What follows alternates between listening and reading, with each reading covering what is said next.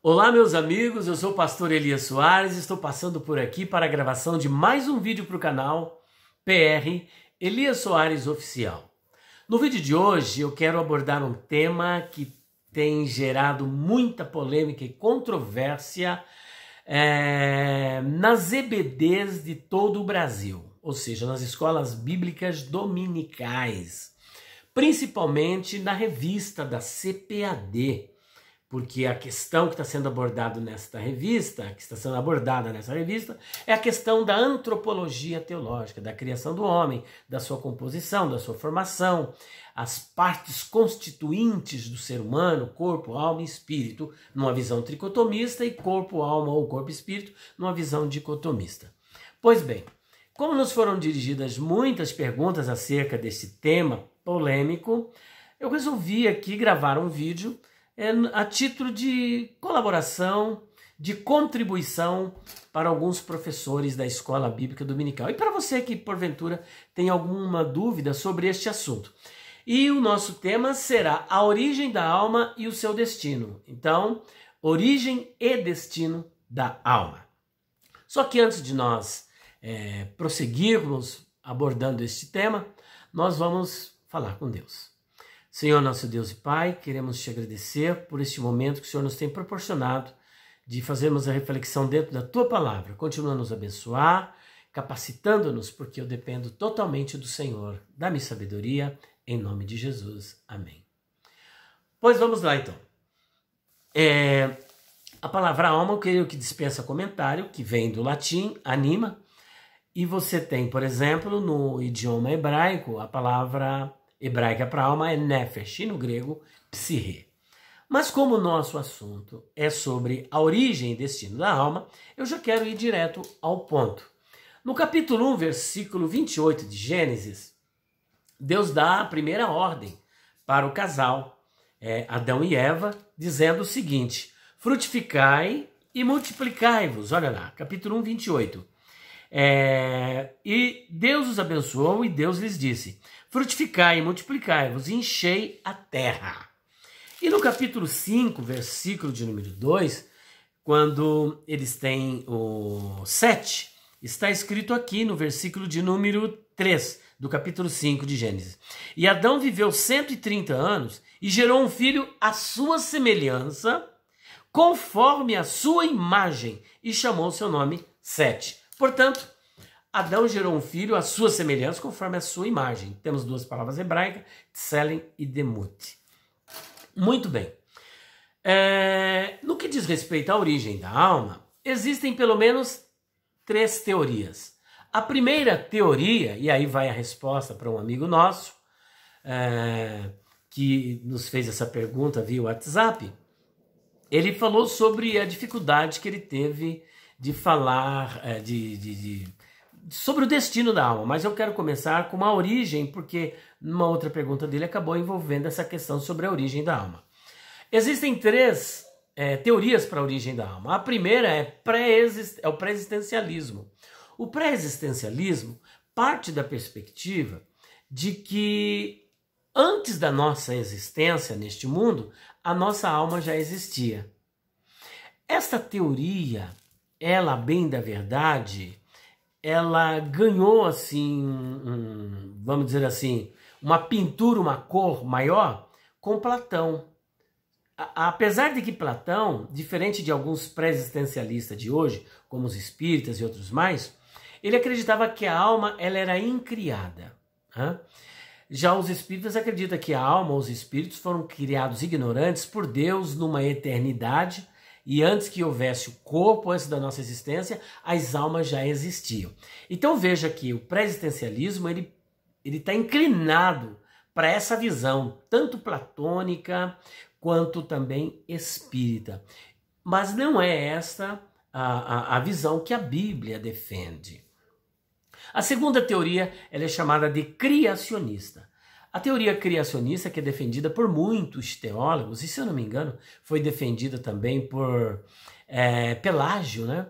E daí ele dizer que o pecado de Adão esteve circunscrito apenas a ele, restrito apenas a ele, e não afetou a raça, porque ele tinha essa visão criacionista de que Deus quando criou o homem, quando Deus cria o homem, ele cria uma alma nova e coloca no homem. Ele criou o primeiro homem, mas os demais homens que nascem, então Deus cria uma alma nova e coloca dentro do homem uma nova alma a cada momento que vai nascendo uma criança. E aí nós temos uma certa dificuldade, ainda que essa teoria era defendida por muitos teólogos, a nossa dificuldade está em que se Deus cria uma alma nova, então os filhos de Adão, por exemplo, não sofreram o efeito da queda e logo eles também não morreram. E as pessoas que nascem, elas não podem ser enquadradas na universalidade do pecado, conforme está descrito em Romanos capítulo 5, versículo de número 12, que por um homem entrou o pecado no mundo, e pelo pecado veio a morte, por isso que todos pecaram. E nem tão podem ser enquadrados também no Salmo 51, 5, e também em Romanos capítulo 3, 23, que diz que todos pecaram e destituídos estão da glória de Deus. Ora, se uma alma é criada nova, essa alma ela é criada sem pecado, porque toda boa dádiva e todo dom perfeito vem do alto, descendo do Pai das luzes, em quem não há mudança e nem sombra de variação, conforme Tiago 1, versículo de número 17. Então eu tenho uma certa dificuldade de entender essa teoria. Então qual é a teoria que nós adotamos como sendo a que responde biblicamente a questão da origem da alma? A traducionista ou traducianista, né?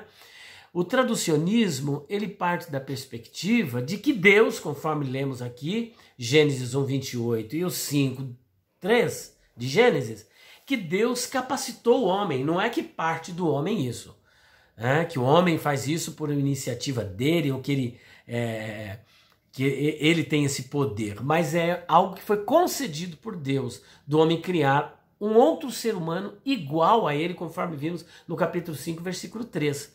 Portanto, Deus capacitou o casal a gerarem um filho completo, com corpo, alma e espírito. Deus deu essa capacidade, conforme nós podemos depreender desses dois textos e de outros também paralelos. Então, nós adotamos essa visão traducianista. Aqui está a explicação sobre a origem da alma. Agora, trabalhando uma outra questão que nos foi apresentada, o destino da alma. E aí, o nosso amigo do WhatsApp, ele citou, por exemplo, o texto de Eclesiastes, capítulo 12, versículo de número 7, que diz assim, ó: e o pó volte à terra como era, e o espírito volte a Deus que o deu. E a pergunta dele foi a seguinte: toda a alma ou todo o espírito volta para Deus? Visto que eu fiz a separação alma e espírito, vale a pena salientar que o Antigo Testamento, texto veterotestamentário, ele é tipicamente dicotomista. Você não vai encontrar, por exemplo, a tricotomia no Antigo Testamento. Nunca você vai encontrar corpo, alma e espírito num texto, ou mesmo num capítulo do Antigo Testamento. Você não encontra. Talvez possa ser que encontre um capítulo, eu não me lembro. Mas você não vai encontrar corpo, alma e espírito. Ou é corpo e alma, ou é corpo e espírito. E essa visão é uma visão dicotomista. Mesmo no Novo Testamento, essa dicotomia ela está muito presente. E muito mais presente do que a visão tricotomista. Encontramos dois textos claros apresentando a tricotomia, que está em 1 aos Tessalonicenses capítulo 5, 23, e o segundo em Hebreus capítulo 4, versículo 12.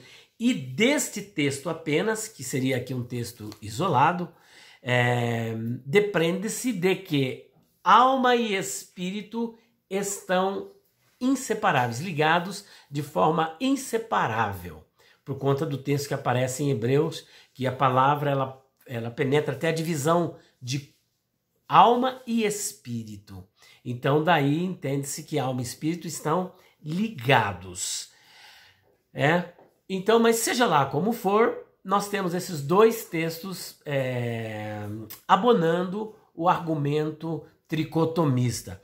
E deve ter mais os outros dois textos que eu não me lembro agora. São 4 no total no Novo Testamento. Mas a pergunta continua. Alma ou espírito vão para Deus? Vai para Deus depois da morte? A alma de todas as pessoas, do ímpio, do justo, todos vão para Deus? É importante salientar que não é bem assim. Todos vão para Deus em que sentido? O corpo volta para o pó e o espírito volta para Deus. O que volta para Deus não é o rua no sentido de sopro, de hálito. Para que Deus quer hálito, sopro? Ele quer a parte imaterial, conforme o Senhor Jesus Cristo disse em Mateus 10, 28. Portanto, quem vai para Deus? Os dois vão para Deus. Tanto a alma ou espírito do justo, como a alma ou espírito do ímpio. Mas como? Vão para Deus para que Deus possa dar o devido destino para cada um. Se é justo, a alma ou espírito, ou alma e espírito, vão para um estado de bem-aventurança, que nós descrevemos como sendo, no Antigo Testamento era descrito como ser de Abraão, ou um lugar de bem-aventurança, como sendo o paraíso, ou o terceiro céu. São palavras, termos intercambiáveis, para se referir ao mesmo local de bem-aventurança, onde a alma e o espírito continuam com Deus de forma consciente, porque nós não acreditamos na morte da alma, ainda que alguns tragam o texto de Ezequiel capítulo 18, versículo 4, mas ele precisa ser interpretado.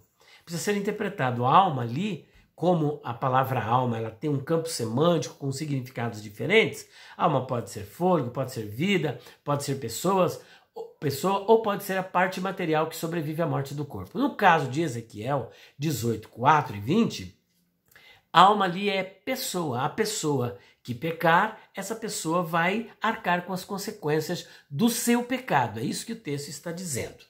E não que a parte material vai morrer, porque aí isso iria contrariar textos do Novo Testamento, como Mateus 10, 28, Lucas capítulo 16, 19 a 31, na passagem do rico e Lázaro, Lucas capítulo 23, versículo de número 43, e aí por diante. São vários textos, né?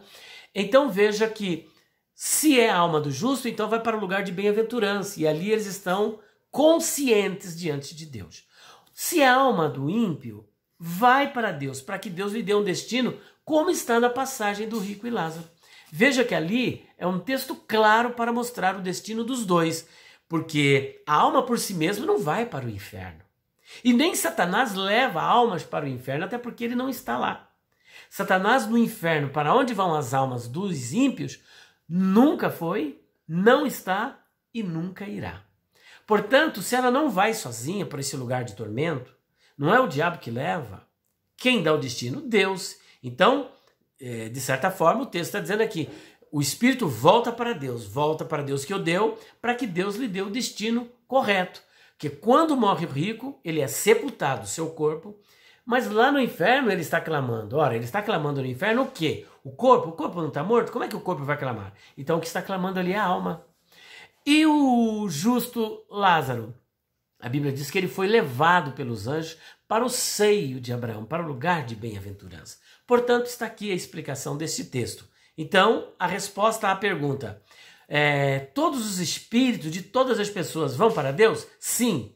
Mas de que maneira? Para o mesmo lugar de bem-aventurança? Não. Para a bem-aventurança vão os justos que estão lá conscientemente, conscientes.